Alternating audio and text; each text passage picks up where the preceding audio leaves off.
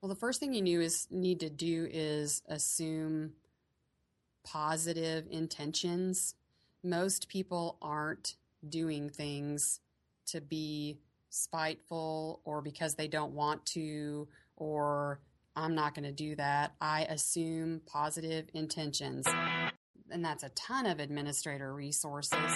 These relationships that you build, like yours and mine and Scott and the principals online, are valuable relationships. I just filter what's going to work in my environment. I would put my kids in any of these classrooms in this building.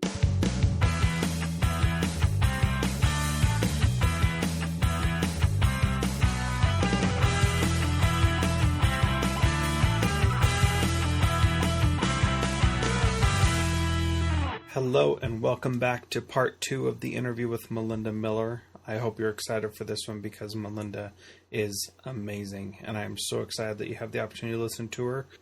In this episode, you're going to learn about how she approaches teachers who need to be corrected using what she calls positive intentions, which is a brilliant method. She's going to talk about how she gets great people to come to her school and how she balances her personality and leadership style with that of her teachers. She talks a little bit about adaptive schools training, Pinterest, Twitter, Voxer, a bunch of other neat things. And this is a great episode. Transformative Principal is now on Stitcher Radio. If you use Stitcher Radio, go ahead and download our show on there.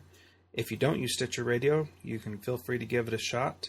It's pretty nice. I've started using it a little bit, and I think I like it a lot.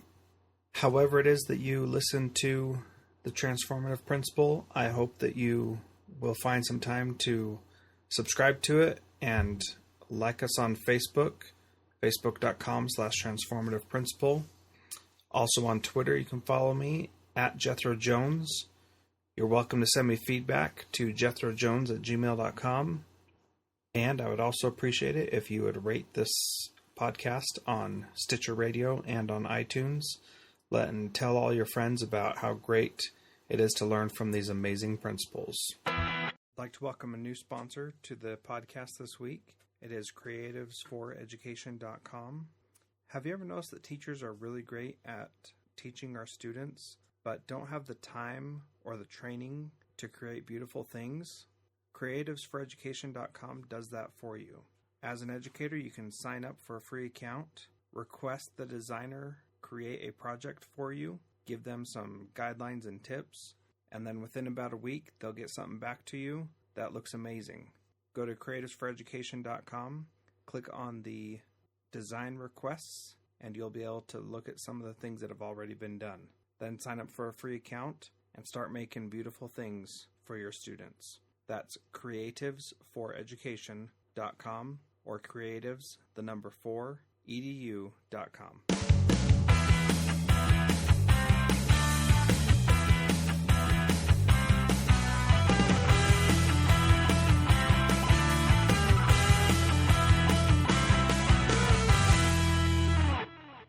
What do those conversations look like when you tell someone that they need to step it up a notch? How do you approach those situations? Well, the first thing you need to do is assume positive intentions. Most people aren't doing things to be spiteful or because they don't want to, or I'm not going to do that. I assume positive intentions. They forgot, they needed help. Hey, can I help you with this? I noticed that this isn't done yet. What do you need from me to be able to complete this task?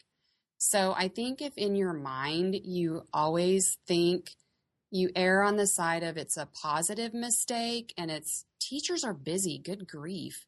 Right. They have so much to keep track of.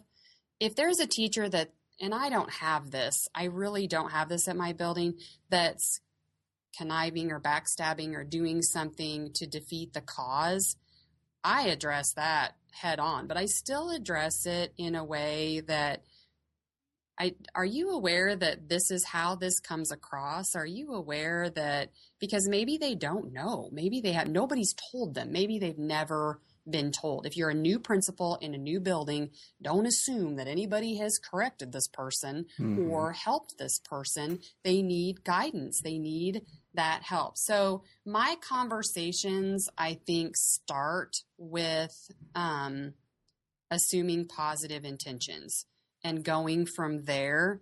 But this is kind of tricky. I like face-to-face. So if I want to address something, I like to address it face-to-face. I don't know if anybody else has found this, but sometimes I address it face-to-face and it doesn't get better right away. So I never was a fan of emailing criticism or emailing correction. But if I've said it face-to-face, once, maybe even twice, the next thing is going to be an email that says, per our conversation on such and such a date, I need to see this happen. Thank you for your attention. It's still a positive, comment, but boy, and then I hate that. I don't like to do that. And I wish it wasn't that way, but for whatever reason, I can go to a person and have this conversation and not see a change. But an email follow-up, boom, I see the change. That's really interesting. Let's talk a little bit about the turnover that you've had at your school and how you get great people to come to your school. I think I have the same turnover that other people have. I have young teachers, and I think my biggest turnover issue is teachers that have babies and stay home. So who can fault that, really? I think that the grade level at whatever district you are, that's the testing grade level, whether in our state it's 3rd and 4th grade. I have some great 3rd and 4th grade teachers. Some of them have moved on to a departmentalized environment at an intermediate or a middle school because it's overwhelming. I probably have 2 to 3 positions open each year. I've had to transfer a teacher to another building because our class sizes weren't big enough. Another building in the district had an influx of kindergartners and I had smaller numbers, so I had to move someone for that. I'm trying to think. I have teachers, female teachers' husbands who get transferred. Really, I'm sure people have left disgruntled, and I just don't know that, and I may never know that. But really, it's just probably the same as in I've almost hired every teacher in my building. I think I have 5 or 6 that I haven't hired that were either hired. I got hired the Thursday before principal contracts started on Monday when I first started here. So there were some teachers that were hired that summer by who was here before me. And then I started hiring 10 years ago. So, but I haven't, if I didn't want them here, they wouldn't be here. So they're just fine. I think that they do a great job. I mean, they put up with me and I'm a quick start, so I'm throwing new things out there all the time. So bless their hearts. They just, they're staying around for me. So have you talked to your teachers about that quick start personality of yours and how they can deal with that? What are the things that you've said to help them understand how to deal with your different personality style from maybe some other principals they may have had? Well, that's a good point. Years ago, I shared a personality trait quiz that we did for a leadership academy that I was in, and all of the principals had a personality profile done. And so I shared that with them, but that was years ago. We're surveyed every year, like our superintendent sends a survey on us, and I share the results with my staff. So when I get my survey results back, good or bad, I break it up and I'll say, these are my strengths according to you, and these are my weaknesses. These are what you see that I need to work on. And so I think 2 years in a row or every year, I don't even know, I get rated low on listening. I don't listen to them. They don't think I listen to them. So the first year, of course, I was mortified. And you take this stuff personally. I don't care who you are, but you take it personally. So, of course, I go home and I'm hysterical and upset about that. But so then I ask them, all right, actually, I put somebody in my building to hold me accountable. Okay, help me out here. Tell me when you think I'm not listening. What does this mean? Because there wasn't a definition. Do I not listen to them at all? Is it when it comes to a certain thing? Is it somebody gave me a tip and I didn't use their tip? So I had somebody in the building hold me accountable. Well, then they still rated me low the next year on listening. And I'm like, oh, for Pete's sake.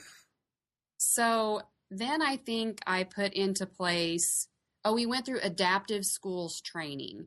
And the whole training process helps everybody get to know each other's learning styles. And it's just a whole different way of running things. So I think the next thing I did was, please be specific in your answer. If I don't listen or I'm unorganized, be specific so I know where to fix that. And so I think we're now at the point where this next survey, if they say I don't listen, I'm just going to give up. I'm just going to tell them, I'm not listening to you. Oh, that's funny. But yeah, we get surveyed. So that's how I get feedback from my teachers, is the survey. Gotcha. So one of the other things I want to talk to you about was how you use Twitter and other social media to learn for yourself how to be a better principal, and then talk a little bit about how you use that for yourself, and then also how you try to teach others through that, because that's one of the things that you're really good at, is teaching others how you're doing things in your school so that other people can know as well. Oh gosh, I can never talk eloquently about this because this is something that I'm passionate about, and I'll be all over the place in this. We'll take explanation. But I started Twitter back in 2007, I think. Like, I'm a Twitter grandparent, according to Spike Cook. And not as many people were on there. And, I had close connections with people who have a gazillion followers now. I had close connections with them back then, and I still do. I can call out to those people I feel and say something, or I need your help, or say hello, and get a response back from those people. So it wasn't as big as it is now. It seems like everybody has a lot of followers and it's hard to keep up with everybody. Mm-hmm. And I kind of sit back and watch some of that happen on Twitter. I am not a philosopher. That philosophical bantering doesn't work for me. That when they get on there and they start talking about philosophy, that's not my strength. I have philosophies, but saying them eloquently is not my strength. If something is dumb, I just call that out. That's just a dumb idea. I can't eloquently say. I don't think I've ever heard you say something is a dumb idea. Come on. Well, yes and no. I think some of my teachers have heard that in a funny way, not in a bad way. But I am on Twitter. The ideas originally were for my gain. Oh my gosh, I want to try that. Oh, that's a great idea. Oh, I hadn't thought about that. Oh, let's do that. Let's do that. Let's do that. Lately, I've been trying to, whenever I favorite something or I retweet something, I'm trying to think, oh, can I put this in my memo for my teachers? Can I share this with my teachers? So a different lens. How can Twitter help my teachers? So I'm telling them, I found this on Twitter. I found this on Twitter. I found this on Twitter. So a lot of them have finally joined Twitter, some active, some not. And then I will include them in a tweet. And I know they get notifications on their phone. So then they immediately check, what's she doing or saying about us today to the whole world. Right. So they check that out. Then they love Pinterest. Teachers love Pinterest. You can either beat them or join them. It doesn't matter, but they love Pinterest. So we all follow each other on Pinterest. We're doing a Charlotte's Web book club. So I started a Charlotte's Web Pinterest board and invited all of my teachers, and so they can pin to that board. I include some blogs in my memo, links to different blogs, and say, oh, I love this teacher. I wish I could talk like her. I think you would like her. And I share that with them to read, and some of them can relate. I love to connect with forward-thinking people that have just great ideas. One of my new finds is principals cannot talk about some things on Twitter. Teachers can put some things on there that are controversial or have a discussion or say their administrator is crazy, and no one will be the wiser. As a principal, I can't talk about teacher things. I can't talk about that on principal. So Jessica Johnson invited me to a Voxer chat. Uh-huh. So I have a Voxer group of principals that it's just like a voicemail, and I can just, last night I put out a topic, hey, what do you guys think about retention? Because that's going to start coming up with kindergartners and first graders. Do you believe in retention? Do you retain? So it was so interesting to hear 5 or 6 other principals' views on retention in a safe way. Twitter, you can't necessarily, as a principal, call that out. Right. Yeah. That's a really good point. I had an experience that I'll share just real quick when I was a teacher, that I was on Twitter and I had made a disparaging comment about one of my classes, and they knew who, you could tell who it was because we had a fire drill that day. And it wasn't the worst thing that I could ever say, but it wasn't very smart to say it. And somehow one of my kids saw it, and at the time I had, on the side of my blog, I had my Twitter updates, and I told my kids to go to my blog often and to my website often. And so one of them saw it that night while they were with their parents getting some homework or something for my blog. And they came back the next day, and they and everybody else in the class was really mad. And they were just worse than they had been before when I made the bad comments. And I knew there was something going on that they weren't telling me about. And finally, one kid said, why did you talk bad about us on Twitter? And I was like, what are you talking about? You don't even know what Twitter is. And sure enough, they had seen it and gotten upset and told everybody else.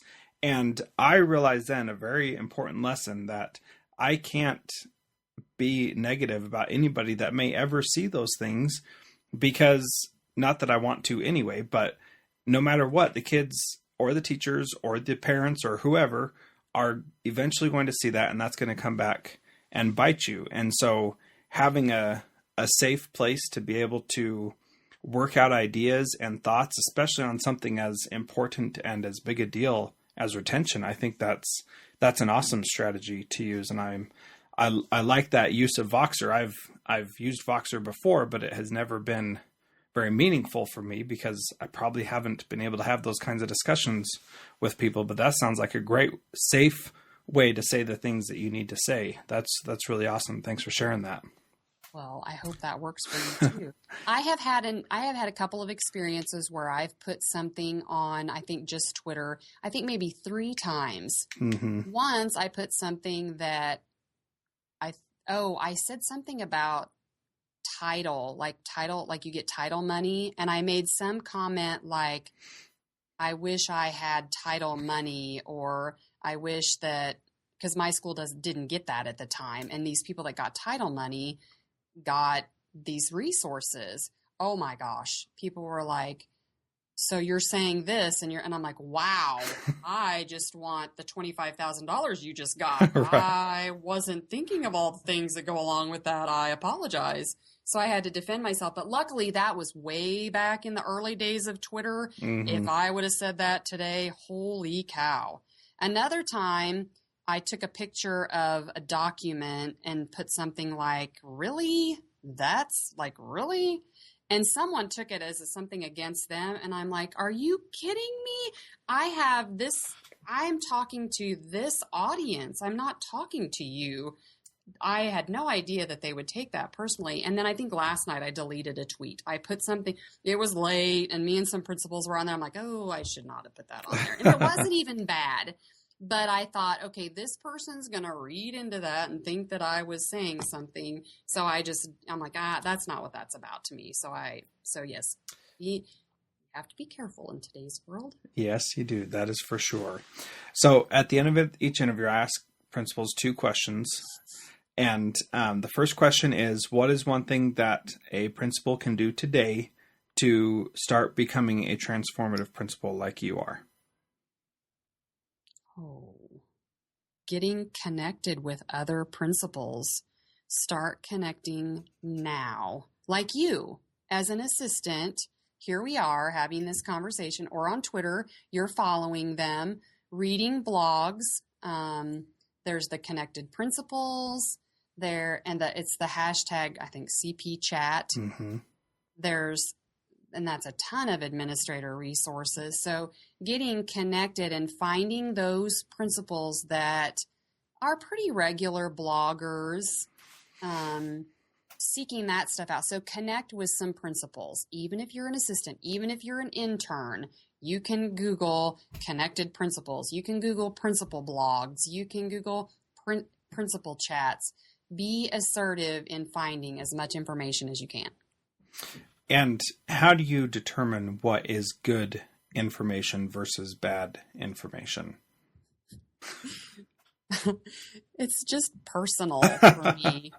I don't know. Even people that I admire will write stuff and I'm like, yeah, I don't agree with that.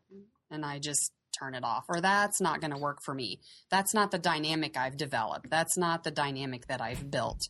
That principal's been out of the school for 5 years doing something else. They can't relate to what I'm dealing with right now. I just filter what's going to work in my environment. That's perfect. That's exactly what I was hoping you would say, because sometimes we think that you have to be, you have to have a ton of research to back up every single idea. And when we're talking about big initiatives for kids and anything that we're doing to help kids, we want to have as much research as possible. But at the same time, we can just choose what sounds good and what will work for our situation.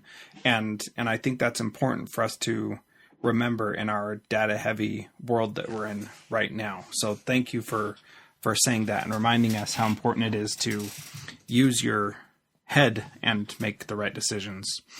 The other question is, what is something, I know you redecorated recently and had a great blog post about how beautiful your office is now. What is something that is in your office that is either inspiring or a source of determination, something that helps you that's in your office that most other people probably don't have in their office? Oh my word. The most inspiring thing in my office is pictures of my kids. Okay, that's good. A lot of people have pictures of their kids, but if I look around this room, I love my curtains that you can see in the background. You and I can see here, but as far as, I just realized my coat is just sitting there. I won't tell anybody. Okay. My kids, because that's what this is about. This is about kids, and my kids are actually here now at my school. So It makes a little bit of a difference when you have your kids in your building. And I would put my kids in any of these classrooms in this building. I just think, would it be okay for my kids? If it were Allison or Cassidy, what would I think? What would I do if it were either of those? So even though their pictures are behind me, all I have to do is turn around and see that and just think, oh, and just remember they're here and do they love school? Do they love being at Willard East? Of course they love being here because of me, but do they love Willard East? Is it something like nighttime events? Do they want to come back? Is this their home? Are they comfortable here? That's great. That's really awesome. Thank you for sharing that. Is there anything else that you want to say before we sign off? Oh gosh, no. Thank you for inviting me. I'm just thrilled. I'm sorry that it took us so long. That's the reason why Scott and I really kind of phased out. He actually did get a different job, but it was so hard for us with young kids to do this, and the time change. So he was always an hour behind me, and I was fighting it some nights to stay up or whatever. I'd have a sick kid. He'd have a sick kid. We just felt like we were doing our listeners a disservice because we were not very consistent, but we had so much fun. And these relationships that you build, like yours and mine and Scott and the Principals Online, are valuable relationships. Absolutely. And I know some people think it's hokey, but I have some really good relationships with people that I've never met face to face, but I could call you, I could send you an email, and we could help each other just at the drop of a hat. So that's just really valuable. So connecting and understanding there is value in these relationships. Yeah, absolutely. I totally agree. Thank you so much for your time today.